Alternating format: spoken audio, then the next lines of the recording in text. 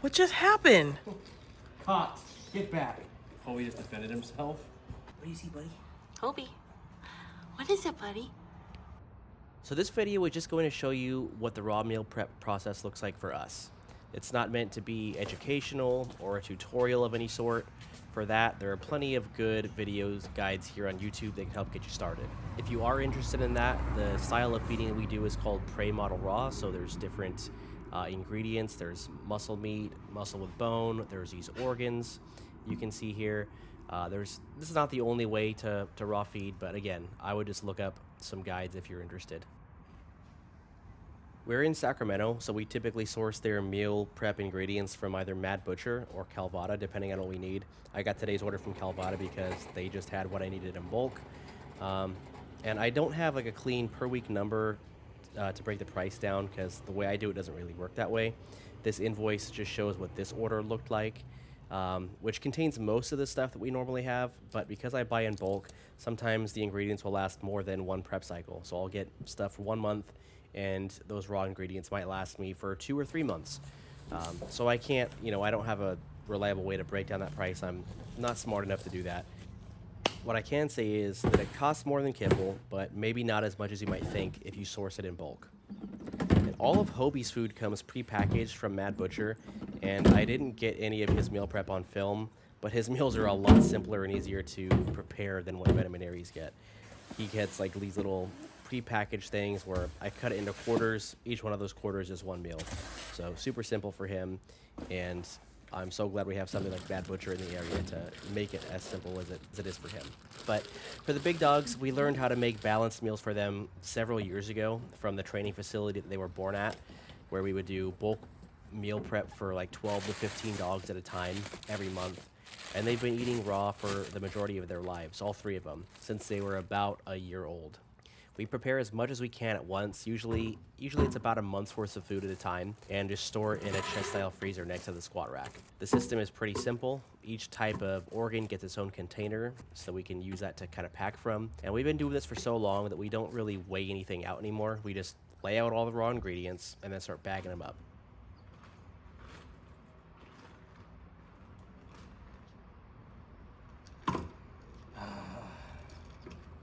This is a little frustrating. What? I should have got more kidney. I thought all these little bags that I had were kidney, because it's hard to tell when they're frozen. Some of them were heart, some of them were liver, and barely any of it was kidney. So this is all the kidney we have. So this is obviously not going to last that long. I might even just leave the chicken where it's at in its damn box. Do they still have chicken? Is it organs that they just need? They need mostly the organs. I mean, they have everything. It's just I thought I had a lot more of this. So since there's not, I'm definitely not going to need 80 bags. Those are big gizzies. Yeah, there's a turkey. Oh.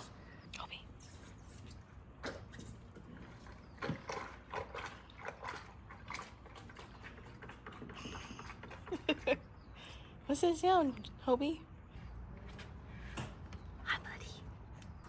You believe the price difference on these things? It's like $1.29 a pound for chicken heart, I want to say, and then it's like $3.49 a pound for the beef heart.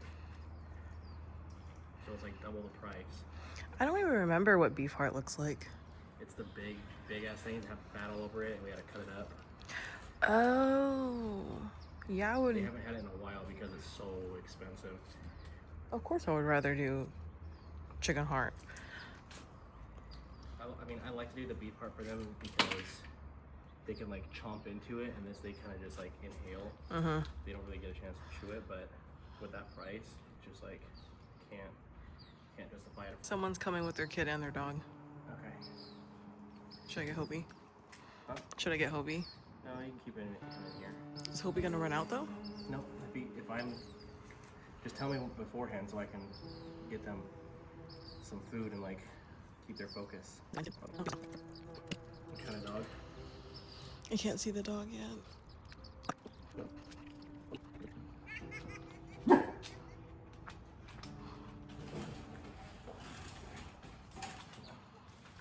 Gotta get something for Hobi.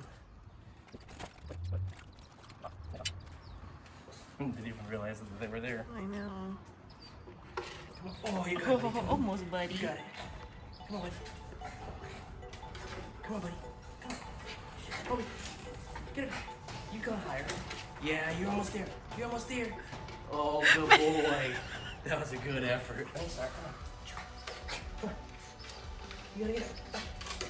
Get up there. Hobi. You got it, buddy. Come on. Come on. Good boy. Oh, Good yeah. job. Yeah. I can't believe I have some little freaking kidney, man. I Hobi. thought I had hella kidney.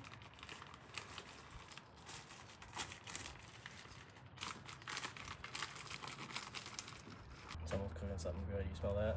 No, all I can smell is raw meat juice in front of me. What?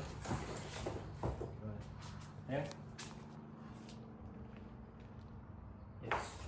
Good, that was gentle, Vanna. Good boy. So if you saw our last video, you know that this is Aries, and she is reactive to other dogs, which means she has a lot of opinions about a lot of things, and she's a Belgian Malinois, which means those opinions are amped up times 1,000. But I'm not rushing to shut this behavior down because she's not being destructive. She's not necessarily out of control. She's just doing dog things. She's just being a dog right now. What I care about is that when I decide that she's had enough and she's gonna go over her threshold, she'll listen for the most part. You'll see it takes a couple of asks, you know, because she's worked up, but she goes down and then she stays down. And that's the balance with a high drive dog like Aries. We're not trying to suppress her instincts, just trying to teach her that she can have that and control it when it's appropriate. She gets to be a dog, but then she also gets to practice controlling it. Aries, soy. No, soy. Thank you. All right, so finally, after all this time, all this buildup, this is the actual meal prep, bagging of the meals, I should say. So we've got a couple handfuls of heart here. Not weighing it because I kind of just know from past experience what to put in here. We've got a little bit of green tripe, some turkey gizzards going in, a little bit of liver. We don't want to do too much, otherwise they're going to be, you know, crapping their guts out. Same thing with the kidney, a little bit of kidney, and then the muscle meat and bone meat, which is in this case it's the pork brisket. Though we also have chicken leg quarters and turkey necks in the rotation sometimes as well. I'm so mad at myself though. Freaking kidneys. All the bags look the same. Like I could have swore there was like 3 bags of liver. I thought I had like 6 bags of kidneys. You just have to write it down. I mean I do, well, but Your list and then how you spell it. yeah, I still get the order wrong exactly. Because the last time I did it, I forgot to write the list down right after I finished it, and then I looked again later at the stuff that was frozen, and I was like, oh, I got hella kidney. I'll just put that I got hella kidney on here, and nope. But these meals should keep them nice and thick, because all the extra fat, huh? Yeah, because all the fat from like I don't know if you noticed, but the turkey gizzards, like if you look at this. Chicken gizzard don't have this much fat on it. You see all that fat. You used to give them short rib at one point? Short rib, no. Or those? This is what we used to give them. Yeah. Yeah, but then when I started ordering just from Mad Butcher, they don't have like this. They had pork neck bones, which was like similar to this, but the bones were way harder. And they couldn't, like, it was hard for them to chomp through those bones. Like, they were too thick. And I was worried about them breaking their teeth on it. So that's why we just went to, like, just chicken, just turkey necks. But since I ordered from Calvada this time, you know, I can get the pork bones.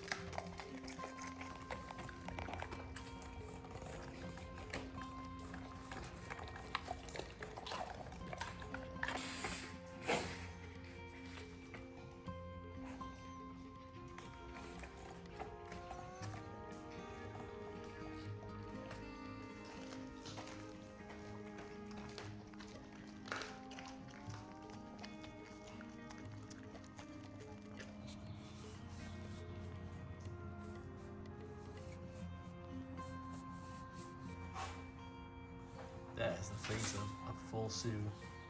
So that's a month worth of meals done. That's basically how a typical meal prep goes for us. In the next video, we're going to be getting back into the garage again with a training update. It's not going as great as it could be, which, you know, I kind of expected, but, you know, the comments on these videos have been great. I really appreciate it. It's very kind, and feel free to keep them coming. I'll see you in the next one.